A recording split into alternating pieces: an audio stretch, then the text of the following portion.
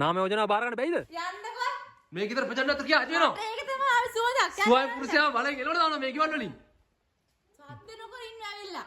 ඇයි ඒ? ගඳක් එන්නේ. මොකද්ද ගඳ? සිගරට් බීලා ඇවිල්ලා. කවුද සිගරට් බිව්වේ? අනේ යනවා යන්න. ප්‍රචණ්ඩත්වය ඇති කරන්නේ මේ නිවෙස් වල.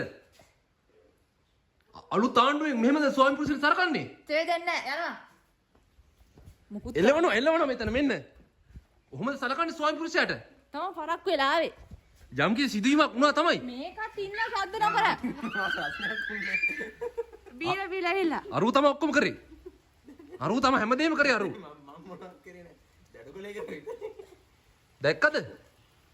ප්‍රචණ්ඩත්වය ප්‍රජාතන්ත්‍රවාදී ධනරාජ්‍යයක මෙහෙමද හැසිරෙන්නේ භාර්යාව තමගේ ස්වාමියාත් එක්ක. ප්‍රචණ්ඩත්වය